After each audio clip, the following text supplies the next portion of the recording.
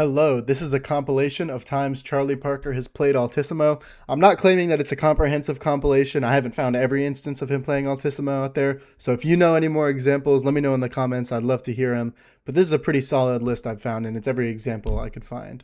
I will say all but one of these examples are from the 40s, and they're all live recordings. So he didn't really play Altissimo in studio recordings as far as I know. And I only have found one example of him playing it after 1950. So this video is generally going to be ordered from lowest to highest Altissimo note, starting with G. That's the cutoff. So first we have Bird at St. Nick's, and this album has a lot of his Altissimo, him playing Ornithology. So that was a little hint of a G right there.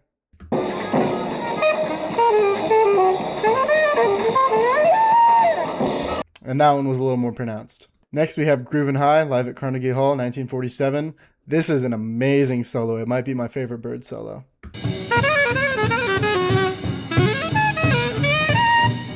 So a little flat G right there. And another one right there. Next, we have This Time, The Dream's on Me. This is live at the Onyx Club in New York. This is another album that has a lot of Bird Altissimo in it. That's a little hint of an A right there. Next we have The Way You Look Tonight, also live at the Onyx Club.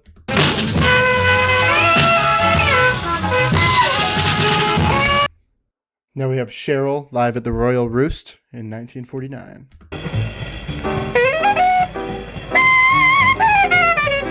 So that's the first one he really holds out. We have another one he holds out right here.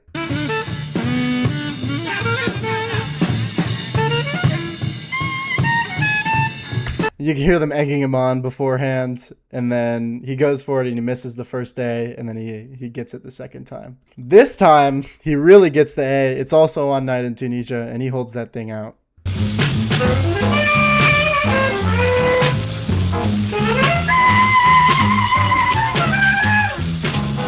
Whew. Yeah, I swear he has a fire lit under him in some of these live recordings. Next, we have another high A and a G in there. I will say this YouTube channel, Remy Bulldog, he's transcribed like every Charlie Parker solo and has some obscure recordings on his channel, so it's really great to check out.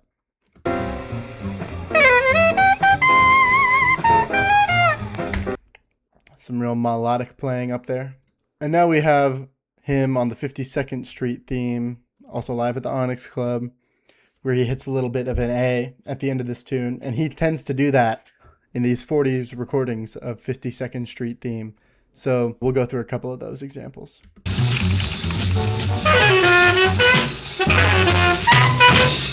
Here's another example where you can just hear that A.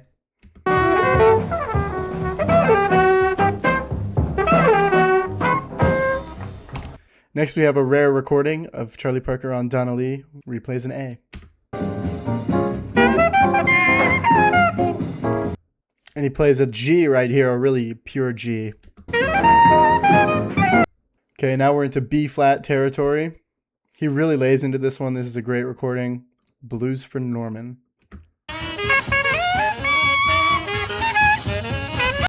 And a clean G and F right there too. Here we have Hot House, and he squeaks out a little B flat right here.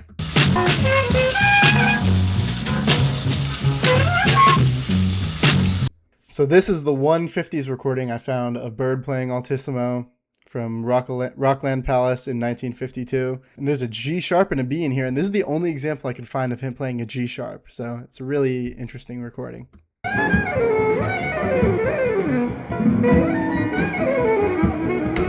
And then he squeaks out a B at the end here. Play that one more time. He kind of gets it, but it's there. Now we have How High the Moon, also from this album.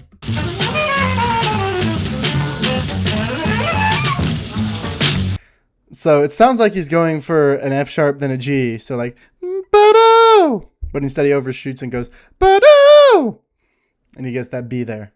And also from this album, Chasin The Bird live.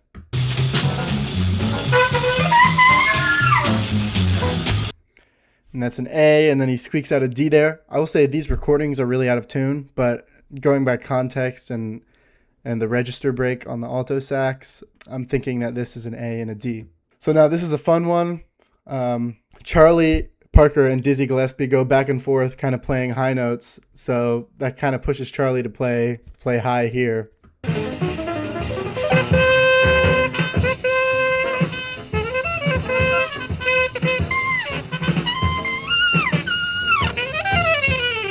So that is an Altissimo D from Bird. Okay, so now we're at the Town Hall 1945 recordings. This has his highest recorded Altissimo note and a bunch of other Altissimo notes. He plays it in like almost every recording. So first, in this album, let's look at the 52nd Street theme where he plays an A.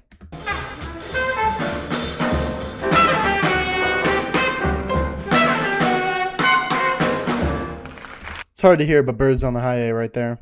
Next we have Bebop, where Charlie Parker plays another Altissimo A.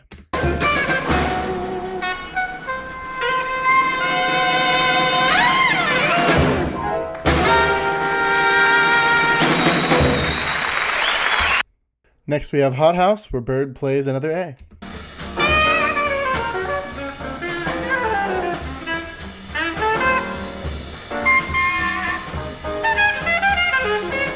Next we have a great recording of Groovin High, where Bird plays a bunch of Altissimo notes. First he plays a B flat.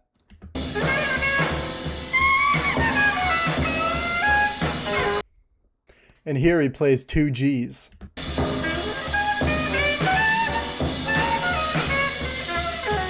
And he plays another B flat right here.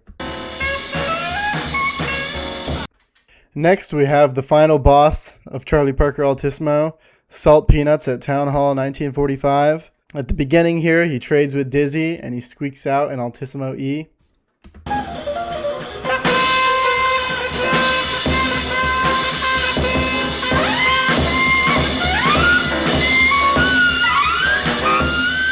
There it is.